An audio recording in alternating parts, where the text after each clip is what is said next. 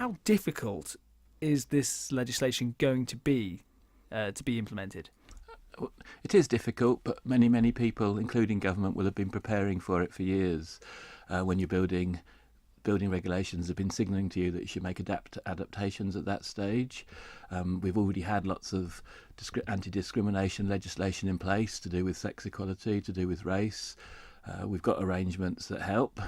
Now they've all been brought together into one comprehensive piece of equal opportunity, anti-discrimination legislation.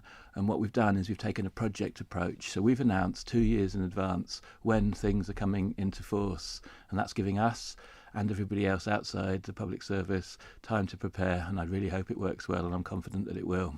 How would you respond to suggestion that this legislation hasn't been properly thought through? Because it sounds on the surface that trying to put various different groups of people under one blanket may encounter problems down the line. I don't think so. I think it has been well thought through, and that's the advantage of having it relatively late here compared to across. We've actually been able to learn in respect of tribunals and the way we use tribunals. We've got guidance and regulations that have been issued suitable for another place that we can maxify and make appropriate for our situation. So in fact, it's a shame that we're so late, but we can turn that to our advantage. We've got a project team just about to start working in government, a very small project team, but I really do believe that with preparation between now and 1st of January 2019 for some of the protected characteristics and 1st of January 2020 for the more difficult protected characteristics, everybody, like government, can get prepared, and the world in the island will be a better place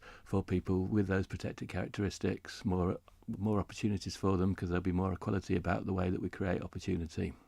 And the first phase is due to be implemented, coming into effect from January 2019, and that covers gender reassignment, marriage and civil partnership, pregnancy and maternity, race, religion or belief, sex and sexual orientation. More things are covered from the 1st of January 2020. But for that first set of implementations, what does that mean for local businesses providing goods and services, and for those who are looking to employ people? Well, they're sooner because they're slightly easier. So we've had things like same-sex civil partnership, then same-sex marriage. We have people on the island who have had gender reassigned. We've had race legislation and sex discrimination legislation for some time. So I think it'll be easier to satisfy obligations there. It'll be traumatic.